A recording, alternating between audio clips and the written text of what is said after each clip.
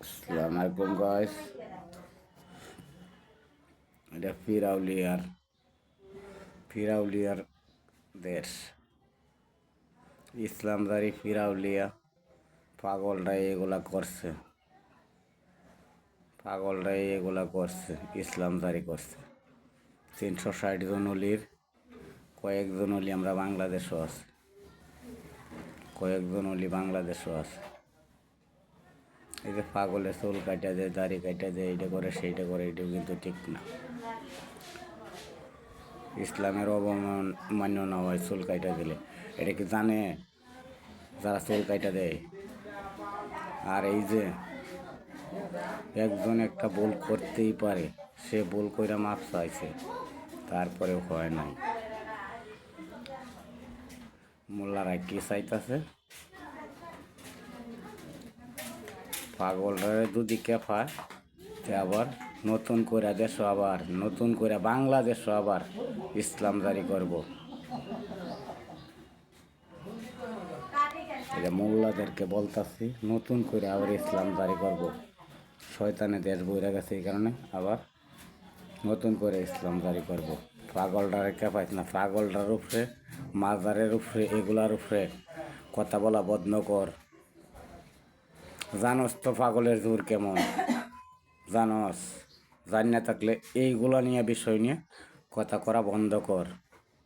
আমি বলতেছি, এগুলো নিয়ে কথা কওয়া বন্ধ করে দে। অন্য শিল্পী টিল্পী নিয়ে কথা কো, সমস্যা নাই। মাজান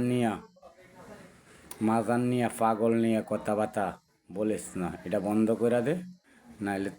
নাইলে আবার নতুন করে বাংলাদেশও ইসলাম জারি করবাম, এটা বুঝে রাখ। পাগলের হিসাবটা জানাস? পাগলের হিসাব বড় কঠিন। পাগলের হিসাব বড় কঠিন জিনিস। আল্লাহরে রাজি খুশি করাইতে হইলে নিজের দেহ ঠিক রাখতে পারা যাইবে না। নিজের দেহ ঠিক রাখতে পারা যাইবে না। আল্লাহর রাজি খুশি করাইতে হইলে দেহ কোন জায়গায় আছে, কি আছে, কেমনে আছে, সুন্দরতা, এগুলা বল রাখতে পারবে না। আল্লাহর গুণগান গাইলে, আল্লাহর নাম লইলে। পাগলটার উপরে অত্যাচার করা বন্ধ করে দে। মাজারের নামের উপরে অত্যাচার করা বন্ধ করে দে। এই তোরা কিরম মুসলিম রে?